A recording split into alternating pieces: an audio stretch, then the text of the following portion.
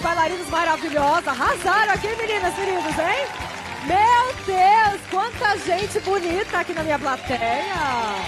Que delícia, Dona Lívia, como sempre, né? Batendo o crachá aqui na Rede TV já, hein, ô Dona Lívia? Linda! Maravilhosa! Ai, mas não linda quanto você, mas tô tentando ficar bonitinha. Bom, gente, quinta-feira hoje, tá tudo de bom o nosso programa. Tem tanta coisa que vai rolar aqui hoje. Então você é o meu convidado, você que tá aí na sua casa, sentadinho. Nossa, hoje o clima tá lá no alto, viu? É, meu Viu, bem? Silvio? Tá tudo de bom, viu? Por quê? Tá sensacional! Aê! Bom, o nosso papo de hoje tá demais, viu, gente? Sabe com quem que eu fui conversar? Sabe, Silvio? Com quem, meu bem? Olha, ele é um dos maiores âncoras do telejornalismo no Brasil. Maiores âncora. É isso aí. E ele tem um bordão que eu acredito que todo mundo conhece muito bem, né? Qual? Já viu falar? É. Isso é uma vergonha. Sabe de quem eu tô falando? Quem? É ele sim, é que você tá pensando agora. Boris Casoy. Roda aí. Gente, estou muito feliz hoje, porque hoje eu estou conversando com um homem muito inteligente, jornalista, apresentador. O mundo inteiro conhece, eu posso dizer, porque ele já, nossa senhora, já fez tanto sucesso e continua fazendo muito sucesso, só que hoje ele faz sucesso aqui na Rede TV, na nossa querida Rede TV. Olha quem está aqui do meu lado, Boris Casoy. Nossa, é uma honra estar aqui com você, Boris. A honra é minha, Daniela. Boa tarde, telespectadores. Grande prazer em estar no seu programa. Nossa, olha, eu fico... Tô feliz. Não, tô nervosa, gente, porque, olha, estar do lado de uma figura como este homem é uma grande responsabilidade, vamos falar a verdade? Não sou perigoso, fica tranquilo. Não, eu sou uma foca do seu lado, né? Vamos falar da linguagem jornalística, né? Eu sou uma foca do seu lado, né, Boris? Não existe foca, Daniela. Querido. Bom, mas assim, eu quero conhecer um pouquinho do Boris, acho que quem tá em casa também, um Boris diferente do que a gente vê no telejornal. Que o Boris sempre tá dando aquele noticiário, uma coisa mais forte, aquela notícia de política, de tudo, e dando suas opiniões também, como você foi muito conhecido, né, de sempre falar o que você pensa. Mas hoje eu quero falar de outras coisas, eu quero conhecer um pouquinho mais o Boris longe da TV. Por exemplo, eu queria saber que você é aqui de São Paulo. Sou paulista mas você... e paulistano. Paulista e paulistano, mas os seus pais eram russos. Meus pais eram russos, vieram para o Brasil em 1928. Uau, 1928. Eles não sabiam aonde estavam chegando. Eu tinha tios aqui, mas eles não tinham a menor noção. Imagine, em 28, só pelos dicionários, pelas enciclopédias, não sabiam o que era o Brasil. E você aprendeu a falar russo? Seu pai falava... Eu não aprendi a aprendeu. falar russo. Eu falo uma língua, eu tenho ascendência judaica, então eu falo uma das línguas que os judeus usam, que chama Yiddish. Essa língua que era falada na minha casa. Quando eles começavam a falar russo, a gente sabia que a situação estava russa, que tinha algum problema. Juro, e você não ficava com medo? Secreta. E você não ficava com medo? Não, eu sabia que ia acontecer alguma coisa. Porque naquela época, assim, né, assim, as crianças elas não participavam das conversas de adultos, que hoje a gente vê muito hoje as crianças participando de conversas de adultos. Por exemplo, eu sou do interior, quando tinha conversa de adulto, eu tinha que sair já Uma frase assim, aqui não é lugar de criança. Aí vai você já brincar meio com os que... teus primos. Você já meio que saía, já. Eu odiava isso, tinha uma curiosidade imensa. Você queria saber o que os grandes estavam achava falando. que eles conversavam coisas mágicas, que a gente não podia saber. Ô Boris, e assim, como que era a sua infância? Seu pai, ele era mais bravo, a sua mãe como que era? Como que foi a sua infância? Olha, eu tive assim? uma infância diferente da maioria das crianças, porque com um ano, eu e a minha irmã gêmea, que eu tenho uma irmã gêmea, fomos vítimas de paralisia infantil. Uau. Isso em 1942. Eu nasci em 41, vou fazer 76 anos. E com 2 anos fomos acometidos por essa doença que não se sabia exatamente o que era. Não havia vacina ainda. Então foi um problema gravíssimo na minha casa. Nós éramos gêmeos, seríamos o 4º e o 5º filho da minha mãe. Então aquilo, eu te diria que foi uma desgraça que se abateu sobre a família. O que você sentia, assim? Você sentia muita dor? Não, quais eram os sintomas? A perna direita praticamente era morta. Não a pele, mas os músculos. Você não conseguia colocar o pé? Não, assim, eu conseguia colocar, mas não tinha firmeza. Quer dizer, o fazer joelho movimento. dobrava. Entendi. Então, como é que, quando eu comecei a andar, como é que na época se fazia? Se colocava um calçado, uma coisa chamada aparelho. Tinha duas hastes metálicas, elas vinham aqui e prendiam numa bota. E Pra te dar uma tudo uma junto, postura. aí você ficava de pé naquela estrutura. Mas você conseguia fazer o movimento? Conseguia fazer, às vezes com a ajuda da mão, conseguia. Era quase um saci. Nossa, Boris. Então, aos 9 anos eu fui operado. Eu e a minha irmã nos Estados Unidos. Meus pais podiam pagar essa despesa imensa. E vocês dois foram para lá? Nós dois. Fizemos uma operação chamada autotransplante. Era um transplante, eu não sei explicar, mas outro dia eu tive com um médico aqui, ele mesmo lembrou o nome do médico e o sistema, que na época era pioneiro, de trocar músculos, nervos. Eu devo estar falando alguma bobagem técnica. Sei, às vezes fazer uma ligação, ligar um músculo em Eu ia outro. dizer gambiarra, mas é ruim. Aí, realmente, eu recuperei, a minha irmã também, todos os movimentos, embora mais fraco. E você não se vingou de ninguém depois disso? Eu não me lembro de ninguém. Sobraram os sentimentos, Daniela. Sobraram os sentimentos, não sobraram as imagens das pessoas. Eram crianças, eram meus amiguinhos. Uma outra coisa que dói muito, e doía em mim, eu acho que dói em todo mundo que é alvo disso, é essa coisa da piedade. Coitado desse menino, é paralítico. Isso realmente é de uma crueldade. Essas crianças todas que têm subestima, problema... assim, as pessoas, você acha que fica subestimando a sua capacidade, né? Porque às vezes tem um problema, mas aquilo não é maior, porque você tem outras coisas. Tem que levantar essas pessoas, né? Tem que estimular. Eu encontrei muita gente, o que hoje eu entendo que estimulava na minha vida, muita gente, mas encontrei gente do coitado, até gente mais próxima, que talvez tivesse bons sentimentos, mas tinha poucos conhecimentos de psicologia. Porque fala coitado, você fala, nossa, então eu tô ferrado mesmo, né? Você tá falando assim, né? Eu imagino. Culpado, né? Eu não tenho nenhum valor, eu sou um coitado. Menino, criança. E às vezes às vezes a gente tem uma válvula de escape, que às vezes a gente tem uma dificuldade aqui, e a gente acaba, às vezes, potencializando em outras coisas, e a gente acaba ficando bom em outras coisas. Você, por exemplo, tudo bem, você teve um problema na perna, mas às vezes você tinha outros dons, sei lá. Não, eu virei um menino revoltado e problema na minha casa. Você era revoltado, assim? Era o que a gente chama revoltado. Era um menino desobediente, eu não ia mal na escola. Você cabulava? Já cabulou? Não. Eu estou falando do primário ainda. Eu era um menino... Depois eu cabulei no chamado ginásio e tal, não mais que as outras pessoas. E tem alguns professores que mereciam que a gente cabulasse. Tem outros que eram fantásticos. Desaforento, uma coisa assim... uma coisa assim, meio animalesca, assim. Eu era um menino assim. Bom, mas a gente falou da sua infância, mas como que você descobriu, assim, porque eu sei que você começou a fazer direito, né? Mas você não chegou a se formar. No último ano você desistiu. No último ano eu tranquei a matrícula, achei que ia voltar e não voltei nunca mais. Gente, mas muitos jornalistas começaram no direito e não terminaram o direito, agora, né? Foram pro jornalismo. Eu gostei do curso. Eu fui um bom aluno e o curso me é útil até hoje. Até hoje, porque você sabe de leis, de códigos penais, essas coisas todas. Princípios básicos de direito. Isso te possibilita ajuda na análise política, você tem um trato melhor com a legislação. Eu repito, eu fui um bom aluno, quer dizer, eu estudava e era aplicado. Não sei se eu seria um bom advogado, Aliás, eu queria ser juiz ou promotor.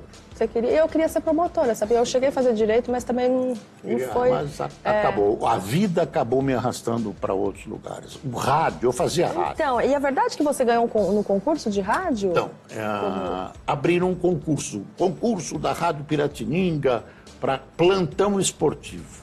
Eu fui fazer e ganhei no português. A minha voz era falsete, era uma voz que não era uma voz radiofônica na época, e era para dar os resultados de futebol durante a transmissão de corrida de cavalo que a rádio tinha.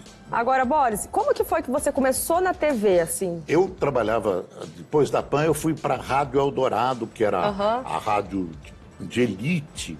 Tinha ópera, tinha música clássica, música francesa, a rádio do Estadão.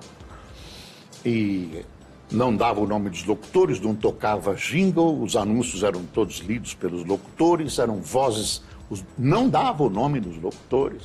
Por que não dava o nome? Porque era uma frescura da rádio. Ah, é? A rádio queria ter uma personalidade e tal, era uma rádio muito admirada, né? E era onda média, 700 kHz, hoje está com uma igreja. E a Rádio Eldorado é em outra frequência. Mas era a grande... Top de linha. Eu fui falar doce na Rádio Eldorado. Foi uma experiência, entrei na faculdade. E aí eu fiz uns freelas num programa israelita que ainda perdura agora na internet, chamado Mosaico na TV. Foi um programa, acho que, mais longevo da televisão brasileira. Era concessionado. O diretor era o Francisco Gottlieb, que comprava o horário. Então, eu fiz alguns freelas, pouquíssimos, e resvalei pela televisão. Mas a minha ida profissional mesmo foi depois que eu participei de alguns debates para a prefeitura e tal, e me convidaram para ir para o SBT, que ia lançar um novo jornalismo. E aí que eu fui, aí que apareceu... Que era o TJ, né? TJ Brasil. TJ Brasil. E aqui termina o Telejornal Brasil. Os principais assuntos de hoje foram proibidos os voos acrobáticos na Alemanha Ocidental depois do acidente que matou 43 pessoas. De onde surgiu essa coisa de você comentar a notícia? Que era, você fez, deu esse diferencial pelos os telejornais, né, do Brasil, assim? Olha, a ideia era imitar o âncora americano. Imitar não, era seguir a escola do âncora americano que não comenta. Mas eu mesmo achei que cabiam alguns esclarecimentos. Daí nasceu o comentário. Teve alguma notícia, assim, que você ficou muito chocado quando você deu? Assim, quando você começou mesmo na carreira? Olha, Porque você começa, né, você tá ali, né, começa engessado. Não adianta falar que começa muito veterano e que não é. Tem as nossas deficiências, né? Olha, assim. Você vai endurecendo um pouco. Você vai perdendo um pouco a emoção. E ao mesmo tempo você é o misto. Você tem que se defender, porque senão você se emociona com tudo. Mas no começo da carreira não, mas quando eu estava na Folha eu me emocionei muito com a morte do Tancredo. Ai, foi triste foi demais, muito triste. Né? Nossa, era muito uma pessoa triste. com quem eu conversava, de quem eu gostava e que me telefonava. Olha, cuidado com isso e tal. Ele um pouco tinha medo da volta dos militares, não brinca com isso, olha a manchete e tal. Tentando. Claro que ele não influía em nada, porque eu era muito autossuficiente, continue sendo. Tipo, ditadura, essas coisas assim, você teve alguma repressão, assim, na Não, ditadura? pelo contrário, eu, na verdade, ajudei a fazer 64. Eu era um estudante, tinha 23 anos, a gente viu um perigo de o Brasil se transformar num país comunista, e eu ajudei, no que eu pude quando era estudante, a fazer 64. Em 68 comecei a divergir do que a gente chamava de revolução. Por quê? Porque a gente começou a tomar conhecimento de que aquela prometida volta à democracia não acontecia, e de fatos como a tortura, por exemplo, que não estava no meu horizonte. Sim. Aí tinha uma divergência grande.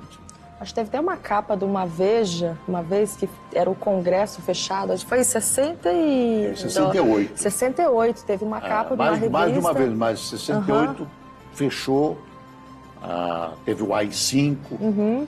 Então, a partir disso, veja, não era a favor da tortura nem nada. E tive uma experiência ruim quando uma revista, que era uma revista que tinha sido muito boa, o Cruzeiro, publicou uma reportagem me colocando no CCC, no Comando de Caças Comunistas, o que era uma tremenda mentira. Outras pessoas que não tinham sido do CCC ou que não eram, foram colocadas nessa reportagem que me marcou muito. Tem gente que hoje, é impressionante que tem gente que me viu no CCC, embora eu nunca tenha sido do CCC. Mas essa coisa pegou muito forte. E você já recebeu alguma ameaça? Eu recebi ameaça como editor-chefe da Folha. Eu me lembro um dia que eu saí com os filhos do meu irmão, meus sobrinhos, nós fomos a vários lugares, eles eram pequenos. Depois eu recebi um telefonema dizendo, olha, toma cuidado, hoje você teve em tal lugar. Nossa, nem tinha rede depois social naquela época, Depois você saiu e foi para tal lugar, olha o que você escreve, olha. Esse tipo de coisas. Isso assusta, né? Isso assusta. Aí você tem que ter nervos de aço. E eu acho que eu tive para aguentar algumas coisas como essas. E você se considera uma pessoa polêmica? Eu acho que eu sou. Eu pessoalmente, gostaria que não, mas eu sei que eu sou. Você joga a tua imagem na televisão, você passa por uma função de editor-chefe, você demite gente, você admite gente, você contesta situações, você vai angariando amigos e inimigos. Então você se transforma numa pessoa polêmica. Eu falo assim, até a questão de ser polêmico, uma vez você fez uma pergunta para o ex-presidente do Brasil, Fernando Henrique Cardoso, se ele acreditava em Deus. E ele ficou super desconcertado, naquele momento. Ele se atrapalhou. Assim. Isso não estava... Porque geralmente eles recebem, né, uma pauta. Não, mas ele não era presidente, ele era candidato a prefeito de São Paulo, e essa data eu me lembro de 1985, e eu bolei essa pergunta. Por que você pensou nessa pergunta? Você sabia que... Porque era uma pergunta que eu definiria o candidato ideologicamente. Porque se ele fosse marxista, ele ia dizer, eu não acredito, era uma maneira de tentar definir ideologicamente o candidato. E eu vou te perguntar, você acredita em Deus? Eu acredito. Você acredita? Você é religioso, fervoroso? Eu não sou religioso, eu não sou fervoroso. Eu acredito que todas as religiões são casas de Deus. Respeito todos os templos e todas as religiões. Agora, eu pessoalmente prefiro contato direto, dispenso intermediários. Você gosta de ir lá direto? Converso pessoalmente. Ô Boris, a última emissora que você trabalhou foi a Band. Você passou pelo SBT, Record, Band... E TVJB. E veio para a Rede TV. Por que essa mudança? Bom, as mudanças do SBT para a Record, da Record a Record resolveu quebrar o meu contrato 11 meses antes de terminar. Do SBT para a Record. Vocês fizeram um acordo ou não? Não, nós não fizemos. Nós fizemos um acordo no fim. Depois de 7 anos, quase 8 anos de luta na Justiça, quando chegou no caminho final, a Record propôs um acordo, nós fizemos. Mas isso não pode contar porque é protegido por sigilo. Entendi. Isso já faz tempo, já pode contar, já é quase escavação arqueológica. Na Band, eu me dei muito bem. Fui muito bem tratado, 8 anos e meio. Sim. Meu contrato terminou. Eu imaginei parar de trabalhar, mas eu não aguentava mais a madrugada. A madrugada, né? Fazia o jornal tarde, muito tarde. Eu achei que essa madrugada estava me matando. Não que eu tinha medo de morrer, mas estava mexendo com a minha saúde, mexendo com a minha cabeça. Não dorme na hora certa, não come na hora certa. E sono, né? Se sentir sono, para trabalhar a cabeça, não, né? Então pensei em parar. Aí apareceu a chance da Rede TV. Começa agora o Rede TV News, com Boris Casoy e Amanda Klein.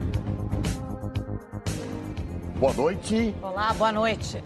E agora, você tá trabalhando agora com a Amanda Clark, como que é? Uma colega nova de trabalho, você ficou muito tempo em outra casa, com outras pessoas, como que é chegar numa casa? Eu fui muito bem recebido, até bem demais, eu me senti, teve momentos que eu entrei na redação, eu me senti um extraterrestre. Chegou. Tipo o grito, né? Chegou o ET.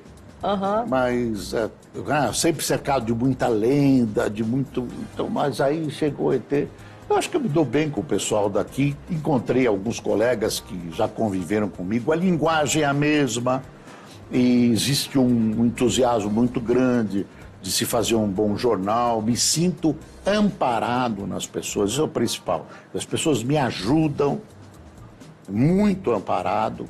O que eu podia querer mais? Ô Boris, o Fidel Castro faleceu, morreu, né? Você teve acesso a ele, essa lenda, né? Que o homem era vivo, mas era uma lenda, né? Olha, ele era uma lenda, mas era um ditador sanguinário. Cuba está numa situação terrível hoje. Ele tentou exportar a revolução dele até para o Brasil nos tempos democráticos, quando João Goulart ainda era presidente. Caçou palavras, assassinou pessoas que foram executadas praticamente sem julgamento. Mas eu tive uma visita que eu fiz a Cuba com o então chanceler Abreu Sodré, que era chanceler do governo Sarney, e nós somos um grupo de jornalistas. O Fidel pouco tinha saído de Cuba naquela época, não tinha estado no Brasil. Como é conviver com um ditador, assim? Como que era? E nós conversamos muito com ele, e eu conversei com ele em particular também. Ele era uma figura muito interessante. Primeiro, ele era um sujeito muito alto e ainda usava um saltão desse tamanho. Usava salto, plataforma, assim? Salto, não chega a ser plataforma, é um salto que numa época da minha juventude anos 60, chamava 70. salto carrapeta. Era um salto que o homem usava que elevava muito alto. Mãos, outro dia eu vi a definição que eu vi, mãos muito brancas e unhas muito bem feitas, e conversava com as pessoas, aquele que vai pegando em você. Pegava nos então ele era um cara carismático. Carismático, inteligentíssimo, brilhante, sabia tudo a respeito de todos, e era muito bem guardado. Ele era protegido? Muito. Então, por exemplo, a delegação brasileira, que era pequena, 20 e poucas pessoas, foi convidada para um banquete no Palácio da Revolução, em salões e tal. E, gozado, eu acho que o banquete não era sentado, era buffet americano, aquele que você vai e serve. Eu não sei se chama assim, naquela época chamava. Serviço americano. Aí, por exemplo, nós estávamos conversando e ele falando de que ele tinha parado de fumar, que mesmo charuto, e ele me disse: olha, Boris, vá lá e coma-nos um pouco de camarão. Você não pegou camarão. E camarões nossos são ótimos e tal. E ele ficou conversando com outro grupo, com outros 2 ou 3 jornalistas que estavam nessa roda. Aí eu fui e com o prato, garfo e faca na mão. Quando eu fui voltando, a roda tinha virado, o Fidel estava de costas para mim.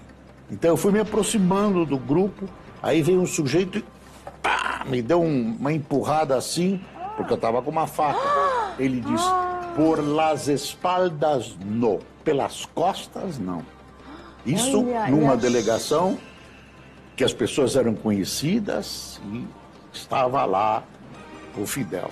Porque mas poderia. Não poderia ser. Agora, você é um jornalista meio louco assim, e matar o Fidel, imagina. Você está no ficar carro conhecido com no mundo ele, todo, né? Você está no carro com ele, uma Mercedes blindada, gigantesca e tal, ele para num lugar que ele quer mostrar lá pra gente, uma fazenda.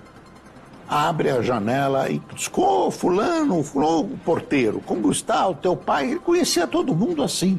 Ele tinha esse populismo, essa coisa. Eu acho que assim ele era um líder mais que popular, populista. Até porque lá você não conhece nada a não ser aquilo. É, aquilo, né? E aparentemente as pessoas tinham admiração por ele, mas ele dormia, isso não é lenda, ele dormia cada noite em um lugar, ninguém sabia, e ninguém sabia a hora que ele ia chegar, e ninguém sabia se ele ia chegar. Então Isso era uma coisa de estratégia? Ele era alvo de tentativas de assassinato, então ele era muito bem protegido. Para encerrar nossa conversa, não deixe de assistir o Rede TV News todos os dias, de segunda a sábado. Sábado é outro horário, mas de segunda a sexta, 19h30. Muito legal, muito obrigada, gente. Parabéns. Foi uma delícia conversar com você, viu, Boris? Nossa, esse homem tem carimba de televisão, viu? Vou te falar uma coisa.